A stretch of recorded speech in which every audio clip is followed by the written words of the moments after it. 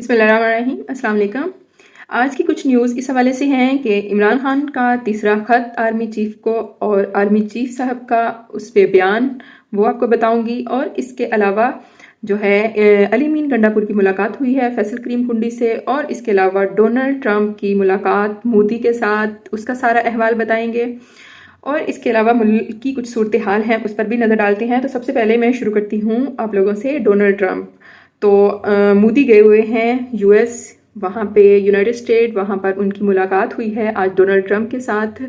और इसके अलावा जो थी वहाँ पे उनकी मुलाकात हुई इलन मस्क के साथ। और इसके अलावा जितने भी उनके आलमी रहनुमा हैं इंटरनेशनल लेवल पर, जो कंट्रीज़ को दूसरे कंट्रीज़ को डील करते हैं, उन सबसे मुलाकात हुई। लेकिन जो सबसे ज़्यादा खुशगवार मुलाकात रही वो मोदी की थी इलन मस्क के साथ। इलन मस्क के साथ डोनाल्ड ट्रंप ने उनको जो है इंट्रोड्यूस भी करवाया, और इंट्रोड्यूस करवाने के बाद मोदी की अलग से मुलाकात हुई इलन मस्क के साथ। और इलन मस्क के साथ जब मुलाकात हो रही थी तो वहाँ पर उनकी बीवी भी मौजूद थी, उनका जो बेटा है 4 से 5 साल का वो भी मौजूद था, छोटा, जो कि अक्सर सियासी तकरीबात में वो साथ ही होता है।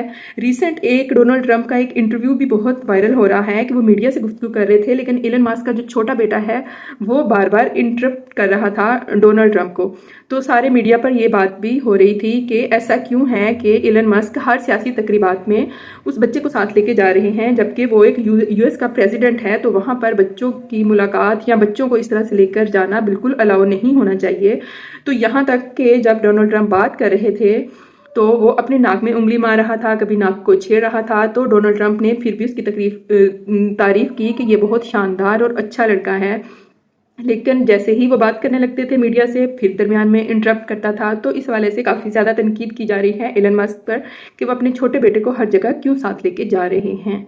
और बात हो रही थी कि मोदी की, तो जी मोदी वहाँ गए हुए हैं, वहाँ पर एहतजाज भी हुआ। कुछ भारतीय और सिख लोगों ने भी एहतजाज किया जो कि भारतीय यूएस में मौजूद हैं वो लोग। और चूँकि वहाँ पर कोई एक सिख का मर्डर हुआ है उसके बारे में भी एहतजाज हुआ।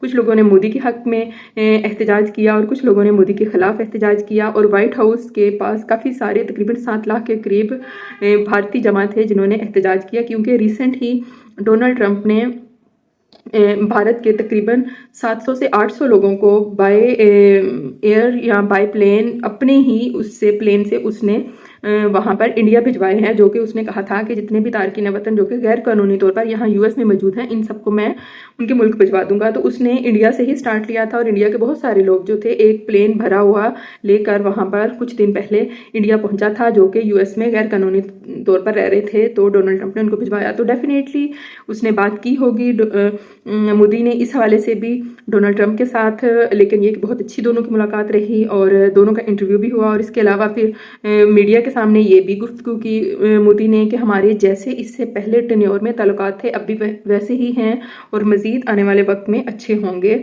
और इसके अलावा जो यादाश्त या जो उनकी बुक होती है, जो एक वज़ीर आज़म या जो भी कोई सदर वहाँ पर होता है तो उसको दी जाती है दस्तखत करने के लिए, वहाँ उस पर भी दस्तखत की है। और डोनाल्ड ट्रंप ने इन शॉर्ट बहुत प्रोटोकॉल दिया मोदी को।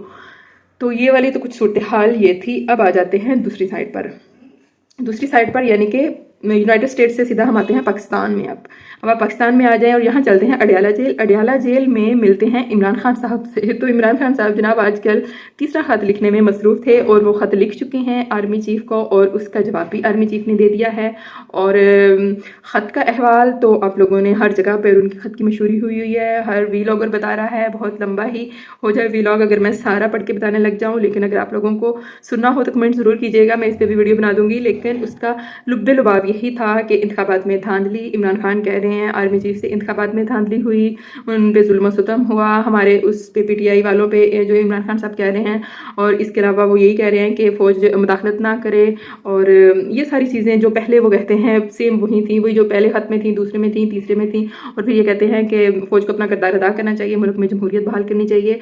इस पर जवाब दिया आर्मी चीफ ने और उन्होंने कहा कि मुझे ख़त नहीं मिला। और कहते हैं कि अगर मुझे मिलता भी तो मैं कभी नहीं पढ़ता और मैं ख़त वज़ीर आज़म हाउस भिजवा देता, वही इसे पढ़ते। और फिर वो कहते हैं कि मुल्क बहुत अच्छी तरह तरक्की कर रहा है और बहुत ज़्यादा तरक्की हो भी रही है।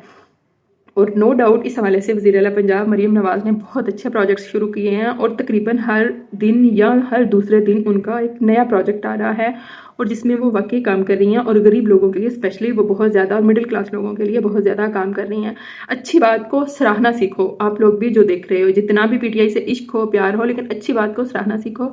नो डाउट वज़ीर आला मरीम नवाज़ बहुत अच्छा काम कर रही हैं, और इससे पहले कोई भी वज़ीर आला पंजाब, भले उनका चाचू था या भले वो कोई दूसरे लोग थे, या फिर जो पीटीआई के अंकल थे, अंकल उस्मान बुज़दार, या वो थे, कोई भी इस लेवल का वज़ीर आला पंजाब अभी तक नहीं मिला हमें, जैसा कि मरीम नवाज़ साहिबा काम कर रही हैं। आज का अगर बताऊं तो आज भी वज़ीर आला पंजाब ने आर्मी चीफ के साथ स्मार्ट एग्री फार्म का दौरा किया, एसएफसी का भी, और इसके अलावा जदीद आपाशी निज़ाम के लिए बहुत सारी वो मशीनरी खरीद रहे हैं जो कि वो फार्मर्स को मुहैया करेंगे, लेकिन ऐसे मुहैया नहीं करेंगे, वो उसका रेंट रखेंगे और रेंट पे फार्मर्स परचेज ले सकेंगे और उसके बाद हुकूमत को वापस दे दिया करेंगे। ये बहुत ही अच्छा इनिशिएटिव है, इससे जो है 95 से 97% जो है उसको सपोर्ट मिलेगी फार्मिंग को, और यहाँ पे अच्छा होगा हमारी डेफिनेटली फार्मिंग और ज़राअत अच्छी होगी। और जो है इस हवाले से आर्मी चीफ ने भी दौरा किया, और साथ जो थी वज़ीर आला पंजाब, सीएम पंजाब, वो भी साथ थे, और इन सब लोगों की मुलाकात हुई, और इन्होंने इसके लिए जो है पंजाब भर के लिए 50 एग्री माल भी तैयार किए हैं। इसके लिए काम शुरू हो चुका है।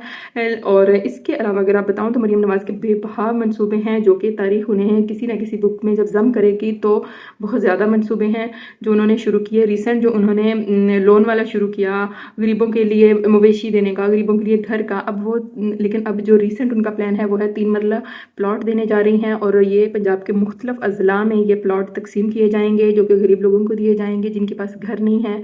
उनका ये ख्वाब है कि वो किसी भी तरह जो है वो पंजाब को, गरीब लोग हैं उनको छत मुहैया करें, और इस हवाले से वो बहुत बहुत टाइम तक ऑफिस बैठकर काम करती रहती हैं।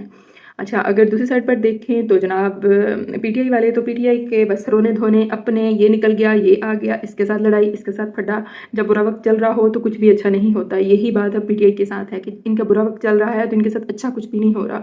अब अली मीन गंडापुर मुनाफकत, शेर अफजल पार्टी से आउट, ब्रिस्टर गोहर कोई पता नहीं इधर हैं कि इधर हैं, और बेस्टर सैफ वो पार्टी से बाहर, और इसी तरह इनका कोई आ रहा है, कोई इन है, कोई आउट, और कुछ मुनाफिकीन। और नो डाउट के इमरान खान साहब की स्ट्रेटजी जो थी सियासत की, या वैसे वो बेज़ाहिर लीडर खुद बहुत अच्छे हैं, लेकिन उनके साथ जो टीम है वो बिल्कुल नाकारा और ज़ीरो है, जो कि मुनाफिकत से भरी हुई, और उनमें ज़रा भी किसी किस्म की भी कोई भी ऐसी खूबी नहीं है जो कि इसके लायक हो।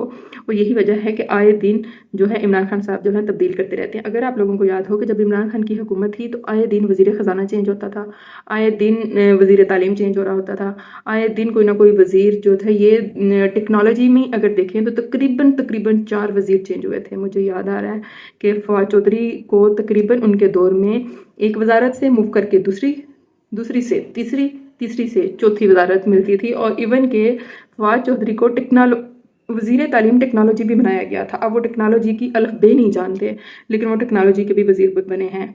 तो जी हाँ, अब पाकिस्तान में है और पाकिस्तान में कुछ भी पॉसिबल है, और यही हुआ था कि उन्हें कुछ भी पता नहीं है टेक्नोलॉजी का, लेकिन वो टेक्नोलॉजी के वज़ीर भी रह चुके हैं, वज़ीर कानून भी रहे थे। ये भी याद आ रहा है कि वो वज़ीर कानून भी रहे थे।